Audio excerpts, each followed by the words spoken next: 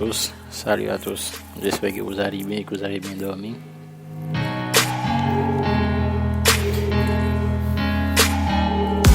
Aujourd'hui, on va dire, aborder les leçons de la géographie. Donc, ça fait près d'une ou deux semaines je vous ai présenté des leçons d'histoire.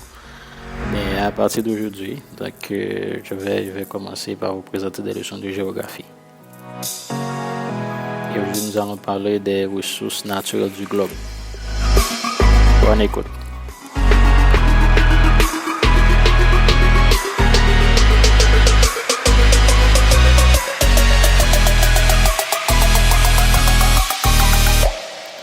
L'objectif, c'est identifier les diverses formes de ressources naturelles du globe.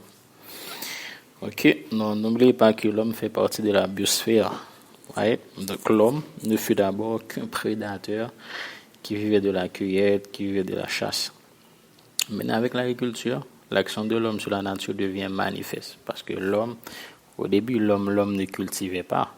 Donc c'est pendant un certain temps, il va constater que les graines tombées par terre finissent par germer, par donner du fruit. Donc l'homme va dire, mais pourquoi pas? Et l'homme va se dire, pourquoi pas? Donc, il va profiter. À partir de cette constatation-là, donc l'homme va s'adonner à l'agriculture. Donc c'est à partir de l'agriculture que l'action de l'homme devient, on va dire, plutôt manifeste. Donc ce qui rend la vie possible sur terre, ce sont les ressources naturelles, bien sûr. Mais il faut bien les utiliser. Ok? Donc, l'utilisation rationnelle de ces ressources est nécessaire pour la survie de l'humanité. Et toute mauvaise utilisation est néfaste pour l'avenir de la planète. Ok? Donc, je rappelle, l'objectif, c'est d'identifier les diverses formes de ressources naturelles du globe. Bon. Je dois vous dire que il y a ce qu'on appelle l'inégalité des ressources entre pays développés et pays sous-développés. Par exemple, les ressources naturelles de la planète sont inégalement réparties. Malheureusement, c'est comme ça, c'est tout naturel. Donc, certaines régions du monde disposent de ressources naturelles abondantes, tandis que d'autres en sont dépourvues. Okay? Donc, malheureusement. Par exemple, les métaux et les hydrocarbures se concentrent surtout en Afrique du Sud, au Zaïre, au Moyen-Orient. Et les véritables consommateurs de ces ressources demeurent dans les pays occidentaux parce qu'ils sont très industrialisés. Donc c'est l'inégalité des ressources, l'inégalité des ressources. Donc tel ou tel pays n'a pas choisi d'être dans un endroit où les ressources naturelles sont peu nombreuses. Donc c'est arbitraire, voilà. Les différents types de ressources naturelles du globe. Ok. Et qu'est-ce qu'on entend par ressources naturelles? Mais on entend par ressources naturelles tous les biens fournis par le milieu ambiant, c'est-à-dire par la nature, qui sont susceptibles d'être utilisés par l'homme en vue de sa survie et de son bien-être. Donc, tout ce que l'homme peut utiliser, tout ce que la nature peut lui offrir et en retour, lui, il les utilise pour sa survie et pour son bien-être. On distingue deux types de ressources naturelles. Deux types de ressources, ce qu'on appelle les ressources naturelles renouvelables ou inépuisables, okay, et les ressources naturelles non renouvelables ou épuisables. Okay. Et parmi les ressources naturelles renouvelables ou inépuisables, on peut citer par exemple l'eau, l'air, le sol, la terre, le vent, etc. Et parmi les ressources naturelles non renouvelables, donc, on peut ranger les hydrocarbures comme le pétrole, le gaz naturel et les mines. Ok, pétrole, gaz naturel et les mines. Et pour ça, ce sont des exemples de ressources naturelles non renouvelables.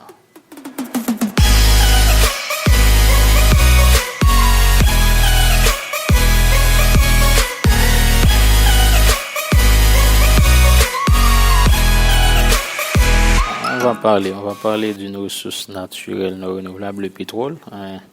N'oubliez pas, le pétrole, il y a une organisation qui gère ça, l'OPEP, l'organisation des pays exportateurs de pétrole, l'OPEP. Et on va parler de l'OPEP. Donc, l'OPEP qui est fondé le 14 septembre 1960. OK. l'OPEP. Et on va dire les pays membres de l'OPEP, on a Algérie, Arabie Saoudite, Émirats Arabes Unis, nous avons également Équateur, Gabon, Indonésie, l'Iran, l'Irak, la Libye, Koweït, Nigeria, le Qatar et le Venezuela. Je veux dire que parmi ces membres, il y a eu des membres qui se sont retirés et après qui sont revenus dans l'organisation pour le peuple. OK, mais au départ, lors de la création de l'OPEP, il y a eu seulement 5 pays. On va dire ça, ce sont les 5 pays fondateurs de l'OPEP. Ces 5 pays fondateurs, ces 5 membres fondateurs, mais ce sont Arabie Saoudite, l'Iran, Irak, Koweït, Venezuela. Donc, au départ, c'était ces 5 membres. On peut dire que ce sont les 5 membres fondateurs de l'OPEP. OK? Et alors, le siège social de l'OPEP se trouve à Genève, en Suisse. OK. Non, alors, c'est en fait, c'est à Vienne, mais durant les 5 premières années, le siège social de l'OPEP, c'était à Genève, en Suisse. Après, c'est déplacé pour être à Vienne, en Autriche. Donc, le siège social, maintenant, c'est en Autriche. Et on nous dit 3 pays dans le monde sont à la fois producteurs et consommateurs de pétrole. Quels sont ces 3 pays? C'est la Grande-Bretagne, la Russie et les États-Unis. OK? Et on nous dit le Moyen-Orient, c'est le principal fournisseur mondial de pétrole. Le Moyen-Orient, le principal fournisseur mondial de pétrole pour le Moyen-Orient. Et n'oubliez pas, lorsqu'on parle de pétrole, l'unité utilisée, c'est baril. On dit baril de pétrole. OK? Lorsqu'on parle de pétrole, l'unité utilisée, c'est baril. Et un baril peut contenir 42 gallons ou 159 litres. Okay? Donc, dès qu'on parle de pétrole, l'unité qu'on utilise, c'est le baril. Okay? On va dire...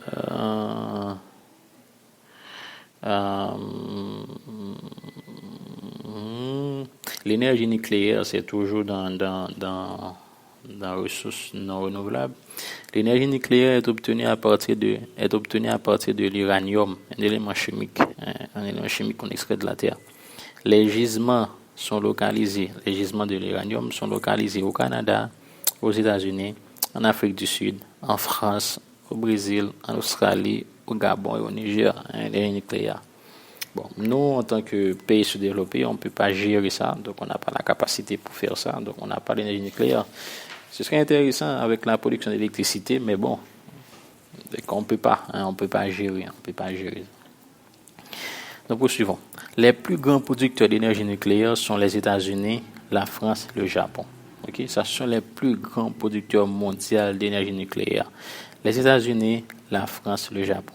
À eux trois, leur production représente 64% de la production mondiale. L'énergie nucléaire.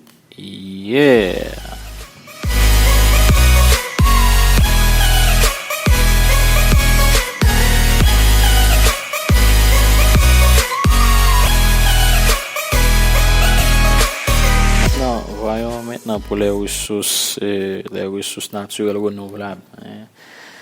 Les ressources naturelles renouvelables ou inépuisables. Dans cette catégorie se trouve par exemple l'air qui se renouvelle chaque jour, l'eau, la terre, la forêt, le soleil.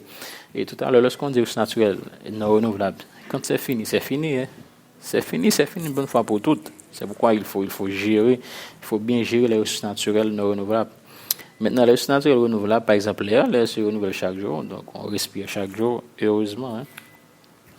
Donc l'air, l'eau, la terre, la forêt, le soleil, ce sont des ressources naturelles renouvelables ou inépuisables. Voyons maintenant les ressources énergétiques renouvelables. Les ressources énergétiques, dès qu'on dit énergétique, donc on va tirer de l'énergie à partir de ces ressources-là.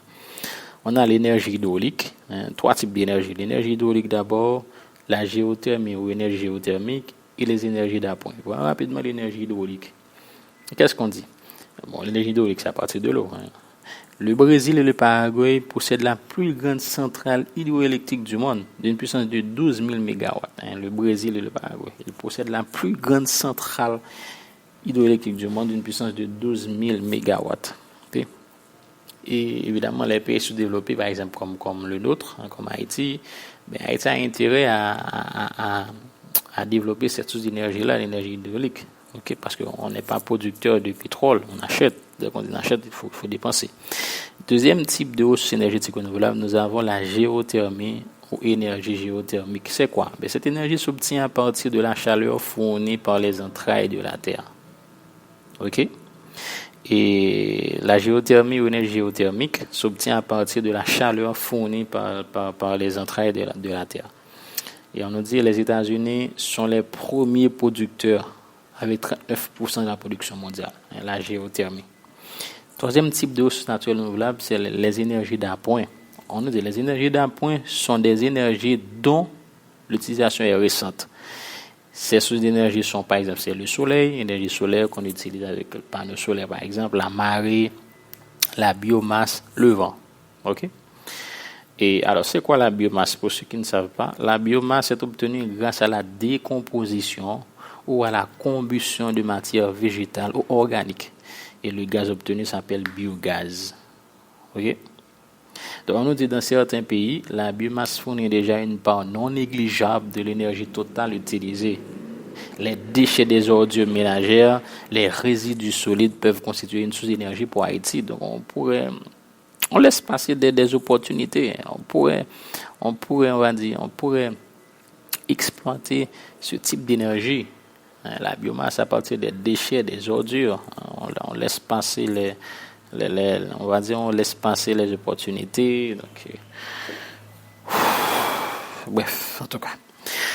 Voilà, donc je viens de vous présenter rapidement les ressources naturelles du globe, les divers types de ressources. On a d'un côté les ressources naturelles renouvelables et de notre côté les ressources naturelles non renouvelables. Voilà. Donc c'est tout pour aujourd'hui pour cette leçon. La prochaine fois, nous allons parler des systèmes économiques, les différents systèmes économiques du monde, un système capitaliste, un système socialiste. Je vous donne rendez-vous pour une prochaine leçon. Je vous dis à la prochaine. Au revoir.